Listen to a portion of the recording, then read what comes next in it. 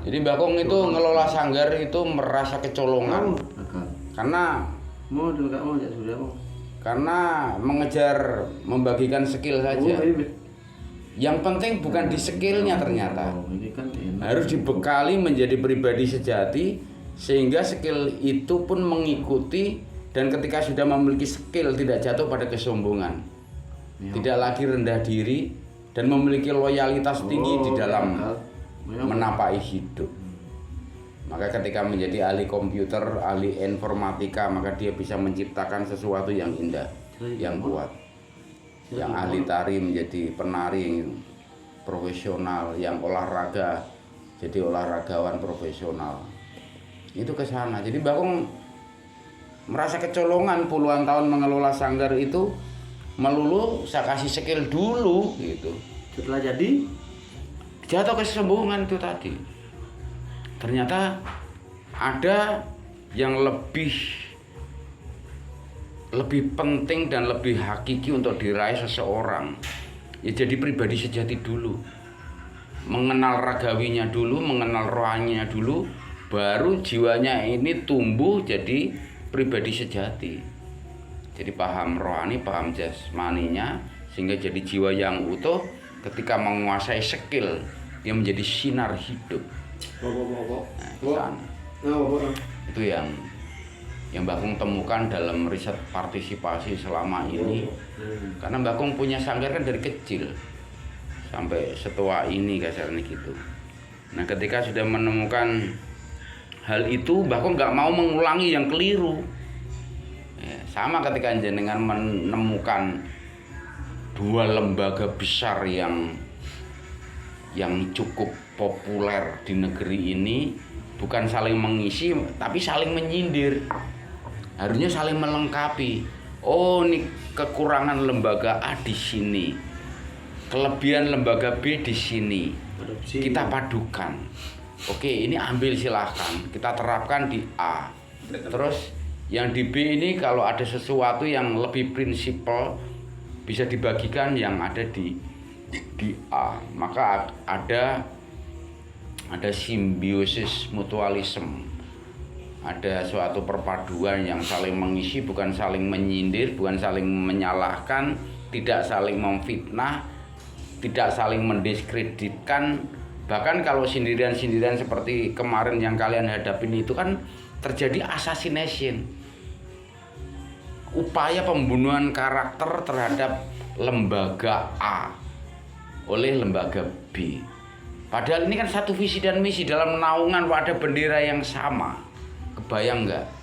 Nah, sebagai edukator di sini, kalian tidak boleh melepaskan hal itu. Kita harus menciptakan sinar-sinar itu tadi. Kalau satu kelas yang kalian hadapi ini 40 sampai 70, nanti yang paling jadi satu. Dari 71, dari 41. Dua nih. Kalian punya dua sinar di setiap angkatan. Iya kan? Nah, kalau setiap angkatan itu hanya dua dari kalian berdua, yang hilang kan banyak. Yang hilang banyak. Tetapi minimal ada sinar sehingga cahayanya bisa dinikmatin pada yang mau. Bisa menjadi penunjuk arah kan di sana. Bisa memberikan pijakan-pijakan dan jejak-jejak yang indah dalam melanjutkan kebajikan. Percuma punya skill dahsyat kalau sombong. Ini terjadi di depan mata saya terjadi, Mas. Saya alumni Undiksa D3 ya kan. Ada adik-adik, ada kakak kelas kan. Kemudian yang sekarang itu kan rata-rata jadi dosen ya, lumayan kan. Tapi begitu mereka jadi dosen, ketemu dengan guru-guru yang ngajar, dosen-dosennya yang ngajar, ya apa aja enggak Mengabaikan kan? mengabaikan, ketemu pura-pura enggak lihat. SMS cuman forward aja, nggak ada kata-kata apa, forward selesai. Dan sampai dosen yang ngajar itu pun cerita kan, gitu. Ya sama-sama jadi dosen. Kalau ketemu di chat itu manggilnya bukan bapak ibu lagi, ente, aneh, kayak sumuran. Dahsyat. Itu masalah. Mungkin pendidikan karakternya yang dipertanyakan Mas. Setelah punya skill kan merasa lebih tinggi kan? Ya makanya mulai sekarang kita terapkan betul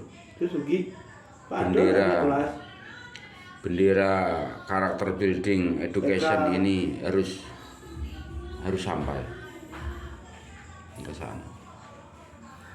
Ngeri dibilang karena ini kita krisis human, lost human. Ya sindiran karya Adiluhung kita ogoh-ogoh itu contohnya. Kita ini berhadapan dengan ogoh-ogoh, belum menjadi pribadi-pribadi sejati. Padahal esensi ogoh-ogoh bayangkan dibikin rame-rame, ya kan? Digotong rame-rame, diarak rame-rame, dikerupuk, dibakar, diperabukan rame-rame, lalu dilanjutkan dengan nyepi. Tidak ngomong, tidak makan, tidak minum, tidak melihat cahaya, ngebleng, pati geni. Supaya kita itu bisa membuang keburukan yang disimbolkan ke ogoh-ogoh itu menjadi bisa dimenangkan dalam galungan, bisa dimuliakan dalam kuningan. Makanya simbol putih dan kuning itu tetap dahsyat. Kita melalui nyepi itu agar dimenangkan dari aneka keburukan dan kebatilan hidup, tetapi menjadi orang-orang yang dimuliakan dan disucikan seperti kesucian dan kemuliaan beliau.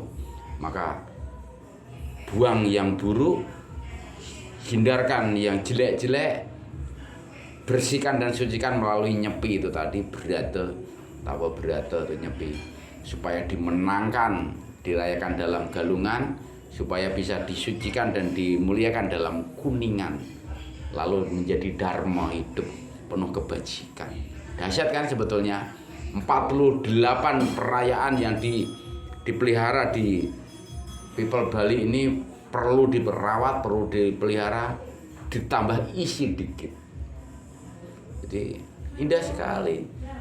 Maka karya-karya besar itu mari kita rawat dengan melahirkan pribadi-pribadi sejati yang baru, supaya mampu merawat, memelihara, bahkan menciptakan lagi seni budaya Adiluhung dan apapun yang diperlukan untuk kehidupan di bumi ini. Buang Calvinism, kita kibarkan universe. Biar kowe aku ya kowe, jadi siji, nggak ada iri, nggak ada lupa, nggak ada salah, nggak ada murka. Juga tidak memaksakan kehendak, tidak berprasangka buruk. Yang ada adalah keindahan, harmoni. Oke, Pak, saya nanya, Pak. Kadang-kadang kan namanya manusia, pada saat berbeda pendapat, kita kan sering mengalami itu. Kemudian bagaimana cara kita untuk menjalin kebersamaan itu, Mbak? Ya artinya bisa menerima, tidak memaksakan kehendak. Itu kan berat sekali pelajarannya, Mbak. Padahal kita kadang-kadang merasa ini pendapatku yang paling benar, kemudian konsepku yang paling benar. Kan itu yang terjadi di kehidupan kita sehari-hari, Mbak. Karena tidak mencapai itu tadi. Inilah pentingnya belajar di dunia akademik, di perguruan tinggi, agar mencapai objektivitas penalaran. Perbedaan pendapat itu karena yang satu mencapai penalaran, yang satu belum. Kan ke sana. Ya namanya perbedaan pendapat kalau adu argumentasi, sama-sama dari riset partisipasi dengan menerapkan metodologi riset yang objektif itu tadi, perbedaan itu akan indah.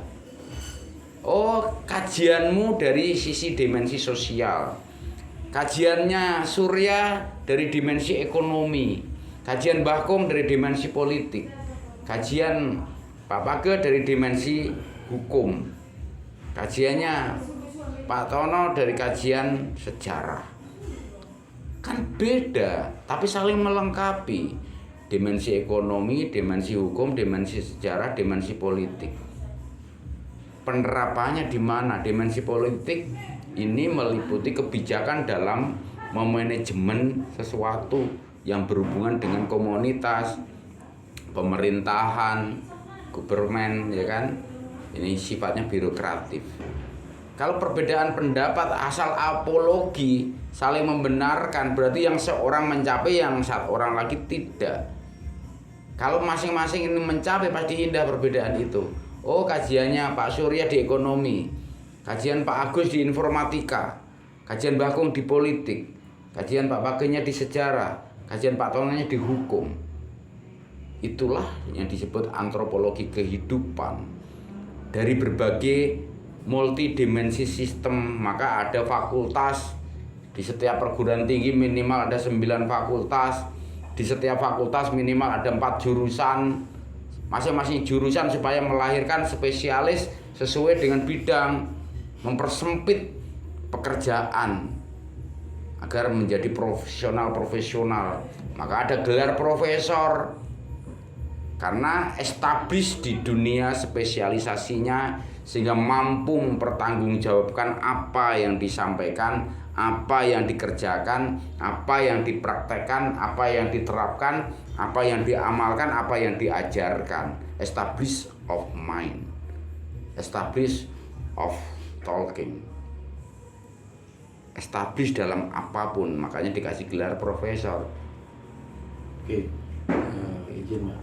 Pada saat kondisi kita di real life, di tempat kerja dan di keluarga, kadang-kadang pemegang keputusan itu punya pemikiran sendiri lah, dan kadang-kadang tidak melihat kondisi real di lapangan seperti apa.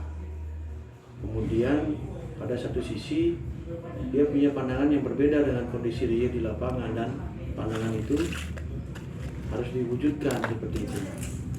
Sedangkan kita di level bawah tidak melihat itu, tidak ideal kondisinya gitu. Tapi karena pemegang keputusannya bilang oke, ini wis jadi, ini wis jalan, jadi solusinya piye mah? Kita di bawahan kan melihat itu kondisinya tidak ideal gitu. Tapi kondisi di atas melihat itu adalah oh jalan. Kemudian ini bisa dan seterusnya. Bahkan mungkin dari analisis sisi kelayakan tertentu juga melihat bahwa memang kondisi kita tidak ideal sekali gitu. Tapi di pemegang kebijakan melihat oke, ini bisa jalan dan seterusnya. Saya tidak mengerti kadang-kadang apa yang menjadi dasar pemikiran mereka yang bisa ke sana. Sedangkan melihat seperti yang Mas bilang, riset partisipasi, mereka juga terlibat. Mereka sendiri pun mengakui bahwa kondisi kita tidak ideal, tapi pemegang keputusan tetap kekeh dengan kondisinya gitu. Dia pengen seperti tadi, ada kehendaknya yang harus diwujudkan seperti itu. Nah, solusinya kita di bawah kan yang terjadi ada yang mengikuti, ada yang nggak mengikuti, ada yang setengah-setengah. Bagaimana kemudian itu menjadi tujuan itu tercapai dengan kondisi seperti itu, Mbak? Itu berarti kan choice. Kalau kita orang yang nalar, kembali lagi kalau menerapkan pijakan berpikir yang objektif, pasti mudah mengatasinya. Dengan ada kepentingan kan ini kan berarti kan. Kepentingan ini prioritasnya di mana dulu? Kalau kita bisa mensiasati dan menerapkannya dengan keberimbangan yang ada di lapangan, kan bisa selaras. Jadi, oh ini kebijakan ini yang akan dicapai ke A, ternyata yang di lapangan B. Ya, minimal ada argumentasi yang jelas kenapa kepentingan ini tidak bisa teraih sepenuhnya. Itu. Tinggal diuraikan saja kan. Ini hasilnya seperti ini. Kalau jenengan bicara masalah hasil akhir, berarti ini kan ada kesepakatan. Ada kesepakatan dua belah pihak. Kalau ada unsur memaksakan kehendak, ya mau nggak mau hasilnya tidak akan maksimal. Hasil riset partisipasi dengan apa yang menjadi tujuan nggak tercapai, berarti harus ada pengulangan sampai benar-benar valid. Kalau kita hanya berargumentasi tanpa validitas data, itu akan menjadi pertentangan karena dianggap kamu bisa menjalankan kepentingan gua, berarti dia juga pernah mengalami. Ini tinggal mencari tantangan dan problem di lapangannya apa. Kenapa tidak bisa menjalankan konsep yang sudah dicanangkan. Jadi progress plan-nya ini meleset, kasarannya gitu kan. Diselaraskan saja. Oh, ini untuk mencapai kepentingan ini harus begini, harus ada yang dikorbankan, mau nggak mau kan. Nah, inilah saling pengorbanan di sini. Kalau diselaraskan, selama tidak itu menghancurkan suatu progress plan yang sudah diterapkan, ya kita pasti kompromi kan gitu jatuhnya. Kompromi, mau nggak mau kompromi.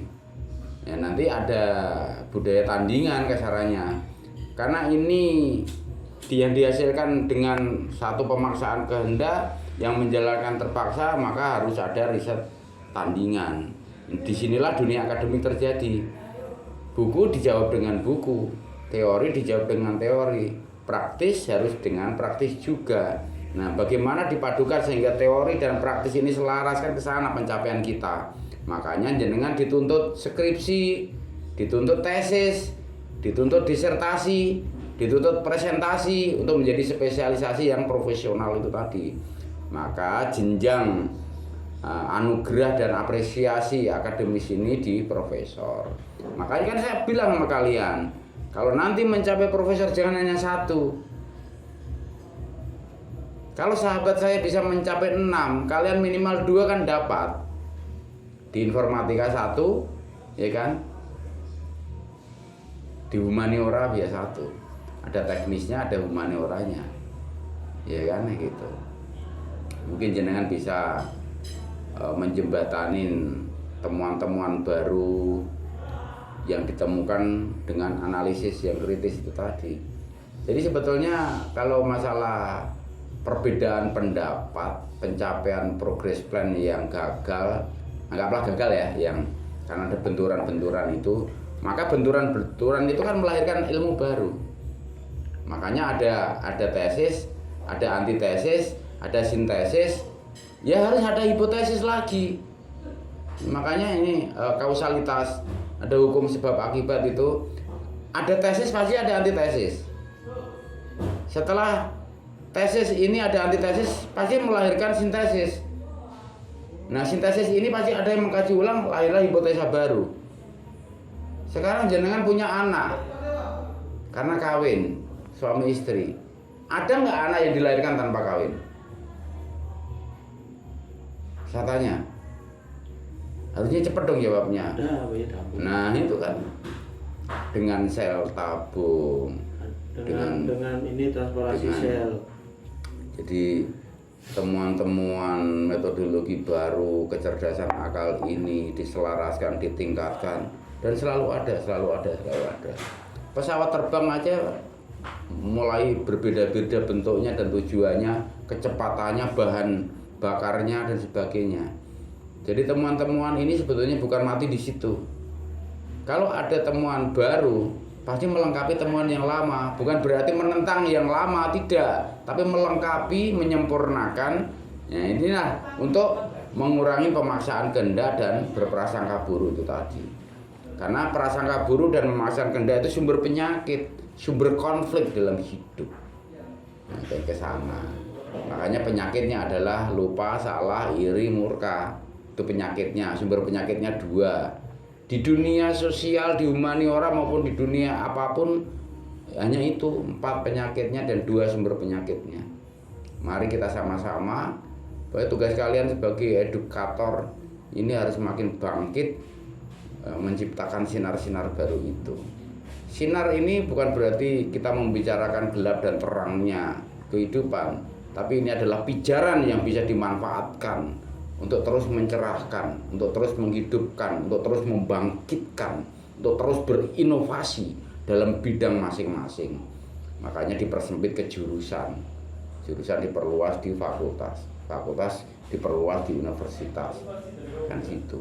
Makanya ada pertukaran mahasiswa, ada pertukaran kampus, ada pertukaran lembaga, ada pertukaran untuk PKL-nya, KKN-nya dan sebagainya. Ini sifatnya untuk terus melengkapi, bukan untuk menciptakan kontradiktif. Kalau masih ada kontradiktif harus dikaji betul Jadi ini yang bisa menghindari adalah kearifan, kebijakan, dan objektivitas penalaran dengan menerapkan metodologi riset itu tadi. Makanya kalau di sejarah kan ada proses metodologi historiografi. Kalau di dunia susastra kan ada proses metodologi historiografi kan, menciptakan cerita yang logis.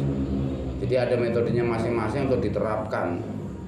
Dan masing-masing ilmu ini punya metodologinya untuk mensosialisasikan hasil-hasil yang valid, bukan yang tidak bisa dipertanggungjawabkan disosialisasikan. Ya kalian aja bicara masalah tadi itu, ini kan masalah pabrik. Sampean bukan bidangnya ngomong kan ndak boleh membakung. Kalau jenengan bicara analisa ekonomi kan ahli ekonomi kasaran gitu mudah. Oh ini ekonomi informatika, ini manajemen informatikanya. Kalian belum bicara masalah publikasi informatika. Siapa ini yang membidangin itu? Pasti kan para programmer, ya kan? Orang-orang programmer yang mampu menganalisis ini. Kalau jenengan di ekonomi informatikanya berarti hitung-hitungan aja.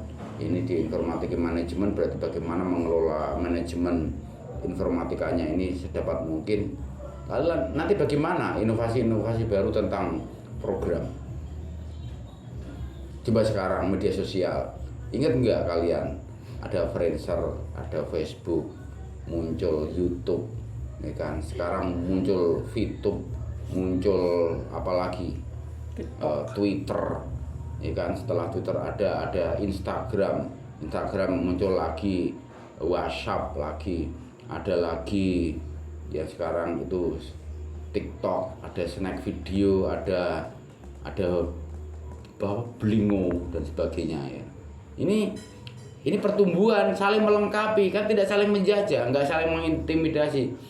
Tapi jenengan coba perbandingkan gambar WhatsApp dengan Telegram, milih mana sampean? Telegram. Nah, karena resolusi gambar di Telegram itu lebih akurat dan detail sesuai dengan aslinya file. WhatsApp ada penurunan resolusi gambar. Jenengan pasti memilih Telegram kalau kirim gambar, video, dan foto. WhatsApp untuk kecepatan aja informasi. Kan ke sana. Coba hasil WhatsApp kita uploadkan resolusinya rendah tuh. Ini juga masih masalah juga ya, Mbak ya. Karena